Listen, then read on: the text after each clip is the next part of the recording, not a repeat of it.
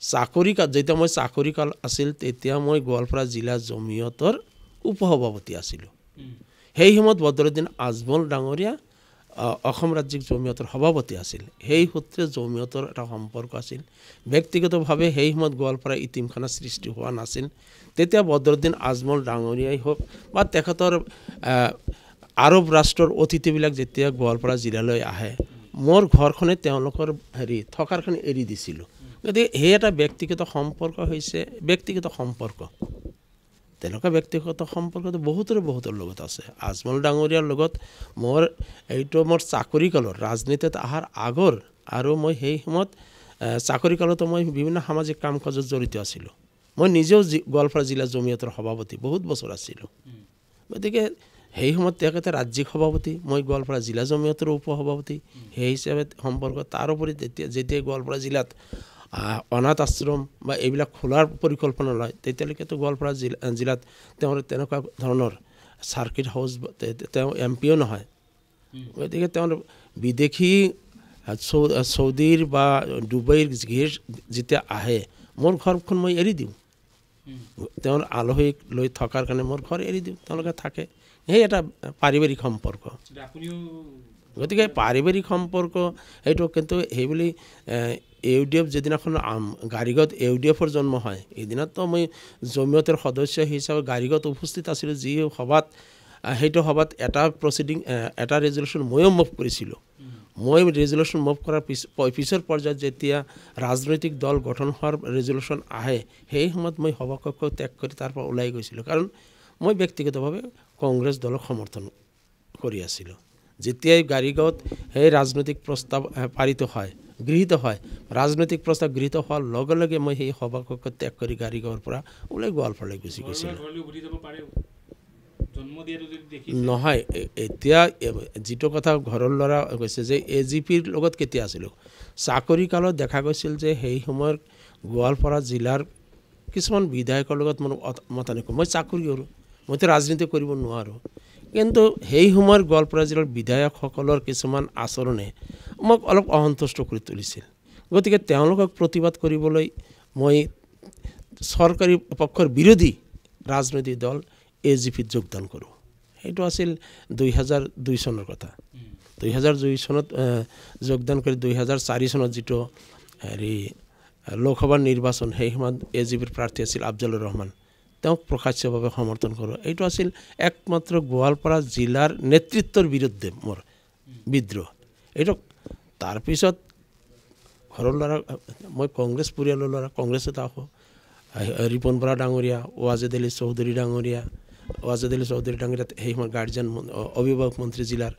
ৰিপুন বৰা ডাঙৰীয়া মই যিহেতু PNRD ডিপাৰ্টমেণ্টৰ এজন এমপ্লয়ী গতিকে বিভাগীয় মন্ত্ৰী হিচাপে ৰিপন বৰা ডাঙৰীয়া অকণ বৰা ডাঙৰীয়া আৰু সেই সময়ৰ আমাৰ জিলাৰ ইনচাৰ্জ অমিয় বাইদেউ এই গোটেইখিনি ব্যক্তিয়ে তৰুণ গগৈ ছাৰক মোৰ বিষয়ে যেতিয়া জনায় তেতিয়া আল্টিমেটলি তৰুণ গগৈদেৱে মোক 2006 চনত টিকট দিয়ে ভুৱনেশ্বৰ কলিতা তেওঁলোকে টিকট দিয়ে ওপৰলৈ কৃপাত বিধায়ক হওঁ আৰু আছোৱে 11 বছৰ কাল মই অসম সংখ্যালঘু উন্নয়ন বৰ্ডৰ চেয়াৰমেন হিচাপেও সেৱা কৰাৰ সুযোগ পালোঁ গতিকে কংগ্ৰেছে ইমানখিনি দিছে কংগ্ৰেছৰ হৈ কাম কৰি আছোঁ কেতিয়াবা মত পাৰ্থক্য থাকে সেইখিনি প্ৰকাশ কৰোঁ আজি সভাপতি ডাঙৰীয়াৰ লগতে ব্যক্তিগতভাৱে যথেষ্ট ভাল আমাৰ CLP লিডাৰ তেখেতে 91ৰ গভৰ্ণমেণ্টৰ যেতিয়া হয় সেই সময়ত মোৰ মনত পৰে যে কিবা যে মোৰ কাজিন ব্ৰাদাৰ দিলদাৰ ৰিজা হিতেশ্বৰ শইকীয়াৰ পৰিয়ালৰ যথেষ্ট ক্ল'জ তেওঁ সেই সময়ত মন্ত্ৰী গোৱালপাৰাৰ ইনচাৰ্জ গতিকে সেই সূত্ৰে এই দেৱব্ৰত শইকীয়া জিনটো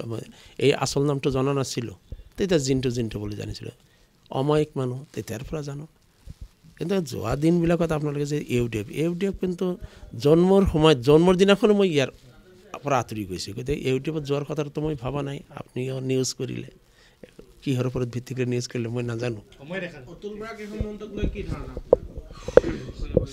অতুল বৰাক এখন মন্তব্যত তেওঁলোকে মন্ত্ৰী তেওঁলোকে দলীয় নেতা বিৰোধী দলত এই মুহূৰ্তত মই মন্তব্য নিদিওঁ মোৰ সেইকাৰণে মোৰ মন্তব্যটো অলপ বিভ্ৰান্তি কৰিছে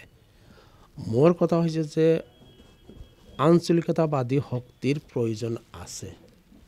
বিজেপিৰ বিকল্প কংগ্ৰেছে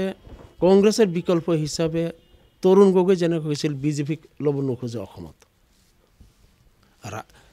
অল ইণ্ডিয়া লেভেলৰ পৰিৱেশ আৰু অসমৰ পৰিৱেশ ন' ডাউট আজিৰ তাৰিখত বিজেপি সেইটো পৰ্যায়ত গৈছে, তাক তলত অনাটো ইমান সহজ নহয়।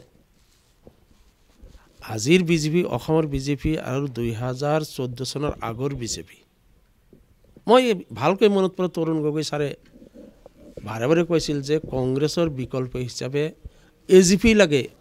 আগবাঢ়ি আহক, বিজেপি আহিব নালাগে। কাৰণ বিজেপি আহিব মানে UDF থাকিব, এই দুটা শক্তি অসমত থাকিব নালাগে। বিজেপি আৰু UDF এই দুটা শক্তি নোহোৱা কৰিবলৈ গোটেইখিনিতো কংগ্ৰেছে ল'ব নোৱাৰে না।